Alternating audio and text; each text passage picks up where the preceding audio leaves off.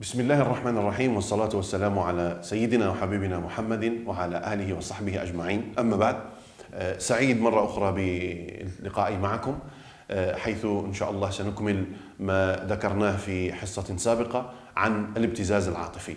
وكنا قد قسمنا الابتزاز العاطفي أو دروس الابتزاز العاطفي إلى مراحل.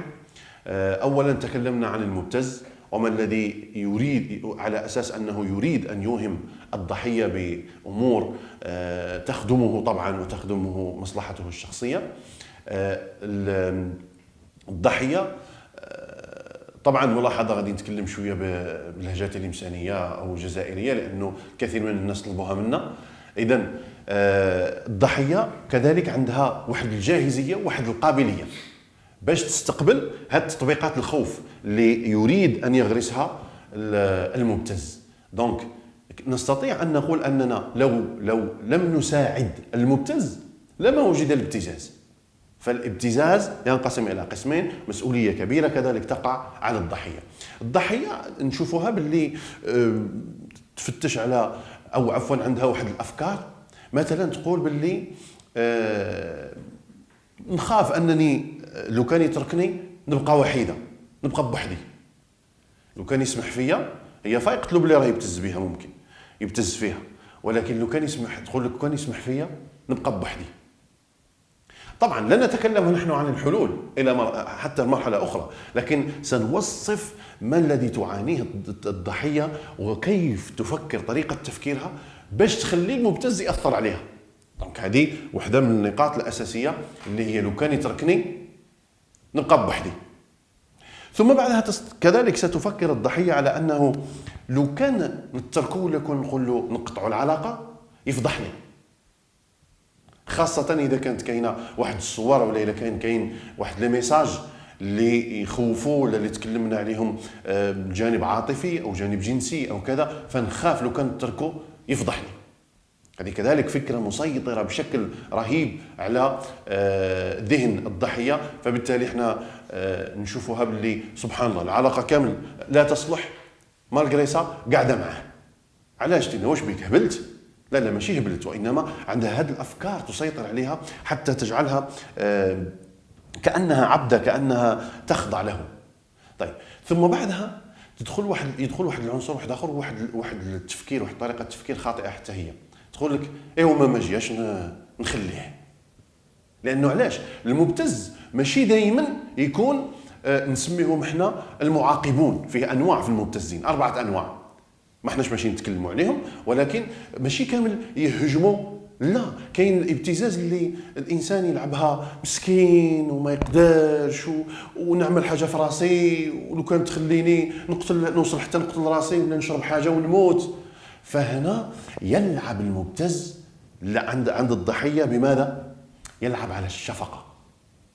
فهي تقول لك ايوه ما جاش نخليه، وكان يعمل حاجة في راسه، نرجع انا كوبابل، انا مذنبة، وانا اللي خليته يموت، وانا اللي كذا.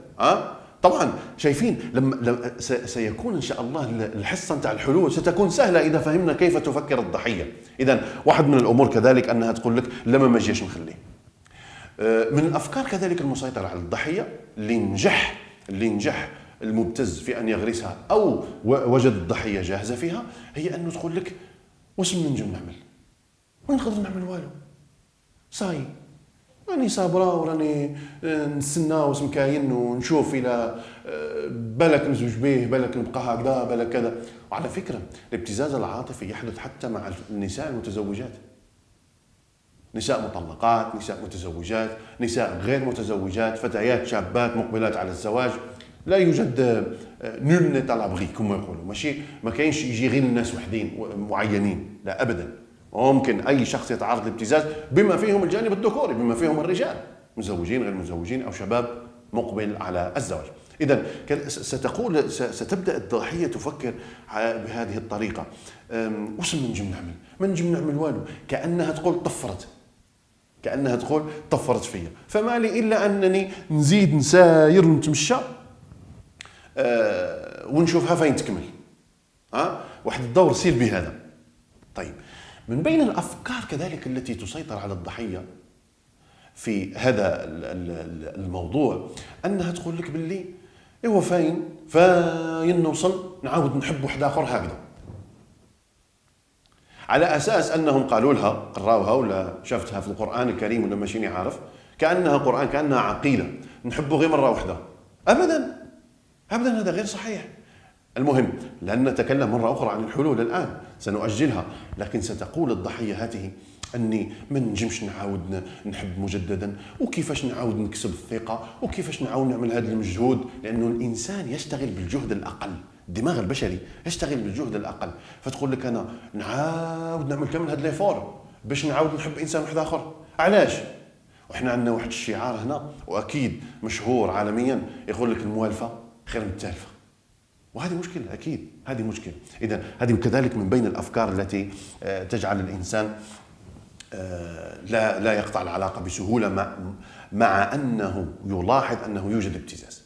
طيب، فيه كذلك فكرة أخرى تؤثر، هي يعني مسيطرة هكذا وتقريبا كامل عشناها ولو مراحل من حياتنا، تقول لك باللي مانيش عارفة حياتي كيفاش ماشي تكون من بعد.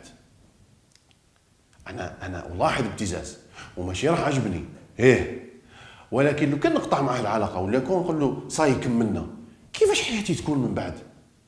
هذا المجهول الغير معلوم، هذا المجهول يخلي الضحية كذلك تزيد تماطل، تزيد تعطل باش ترفض القرار اللي هو القطع هذه العلاقة تاع الابتزاز، علما ان الابتزاز يضرها هي الاولى، وحنا نشوفوه خارجيا باللي فعلا راه يضر هذه الفتاه.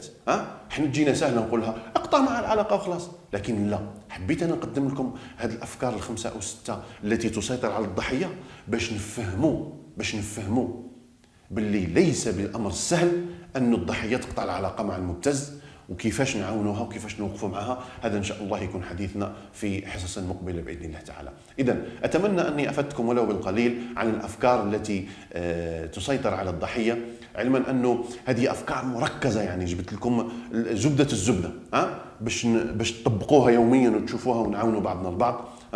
أتمنى أني أفدتكم كما قلت. نسأل الله لي ولكم التوفيق والسداد، خاصة في علاقاتنا. النجاح يتعلق بنسبة كبيرة في حياتنا على العلاقات، فيجب أن نحسن إدارتها. إلى أن ألقاكم أستودعكم الله الذي لا تضيع ودائعه، والسلام عليكم ورحمة الله وبركاته.